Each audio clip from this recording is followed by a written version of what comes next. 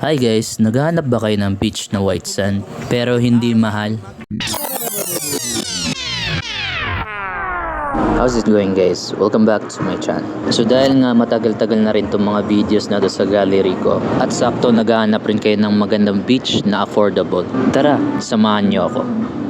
So kagabi, pag-out ko sa trabaho guys, nag-full tank agad ako para sa mahaba nating biyahe. Dahil nga excited tayo guys kasi first time natin mag-ride. Umangon ako bandang 4:30 guys. At ito pala yung guide natin guys papunta doon. Bandang alisin ko na nga kami nakalis guys. Yung pala natin sa bandang Bacoor guys, medyo na-challenge tayo ng konti. Lost thread ba naman yung lagayan ng phone ko? Humindo muna tayo dito sa tapat nito guys para makapili ng pandikit. So after 2 hours and a half guys, pahinga muna tayo dito banda sa Barangay Muson para bumili na rin ng mga food at drinks. Dito na tayo sa mura kasi pagdating nyo doon sa beach guys, medyo pricey ang mga pagkain doon. Konting guide lang. So dyan galing yung mga sasakyan from Metro Manila guys. Dito tayo sa convenience store. Dito banda sa Maragondon Arc. At ito naman yung way guys papuntang Marine Base. Huminto pala tayo dito guys sa Dali para bumili ng chicheria. Kasi hindi kompleto yung swimming pag walang chicheria. Anyway guys, dito lang pala matatagpuan ang Dalaroy Beach Resort sa may right side. However, hindi tayo pupunta dyan ngayon. After 3 hours mahigit guys, andito na rin tayo sa pinaka main entrance guys. 150 per head lang yung entrance fee dito guys. Sa makapasok kayo guys, kailangan nyo lang i-take off yung helmet nyo and maglakad for about 30 meters yung angkas. Same with 4 wheels din guys. Bali driver lang yung pwedeng nasa loob ng sasakyan. Maglalakad din ng 30 meters yung mga nakasakay. After nun guys, pwede na sila sumakay ulit. Kapag may kasama kayong foreigner guys, yung mag-present ng tourist visa. Hinto lang tayo dito saglit guys para makakuha ng picture dito sa magandang view. Upang makasama ka, kapag nakikita ka, lagi kang aalalayan kahit ano man ang iyong mga ibinubulong, malalim pa sa balon, dito lamang ang pag-ibig ko.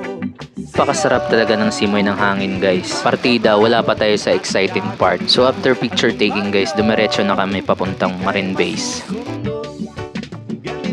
Reminder lang pala guys, takbong pogi lang kasi nasa gilid-gilid lang ang ating mga ninuno.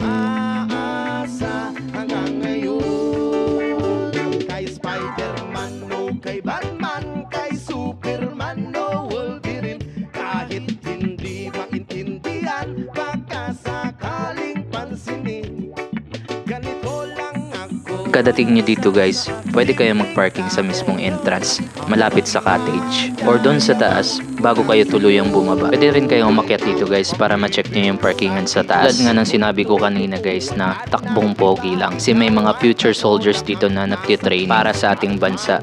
Comes sa price ng mga foods naman guys. Check nyo na lang guys kasi triple or double yung presyo ng mga foods nila. Pero guys, bawing-bawi naman sa pure white sand na makikita nyo dito. At hindi lang yan guys, isa sa mga nagustuhan namin dito guys is yung tubig dagat is hindi siya makate. Talagang mag-e-enjoy ka kung kasama mo ang iyong mga kaibigan, pamilya, at lalong-lalo na kung kasama mo ang iyong special someone.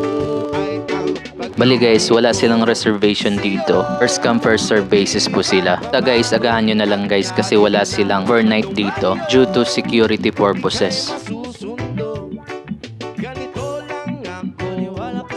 Saan kayo hahanap ng 150 pesos entrance guys na ganito kaganda? Ilang pang pamilya, pang 4 babies pa, pakapino at puti ng buhangin at crystal clear ang tubig dagat. Bali guys, yung cottage nila is nasa 500 pesos. Gusto nyo naman with aircon para masarap ang tulog, nasa 700 pesos naman. Ika'y masusundo, ganito lang ako, simple tao na umaasa hanggang ngayon. Patnubay na magulang ang kailangan para sa ligtas at masayang swimming ng ating mga kasamang chikiting. Ikaw ang lagi kong dalangin.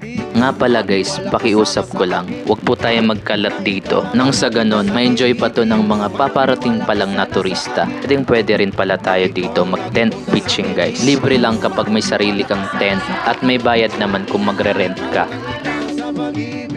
Kung di nyo na itatanong guys, ito na yung pinakamaganda at murang beach na may isasuggest namin sa inyo na malapit lang sa Metro Manila. Lalo na kung summer guys, maganda mag-celebrate dito ng reunion, birthday, anniversary, mansary, weeksary, salary, at kahit anong celebration pa yan.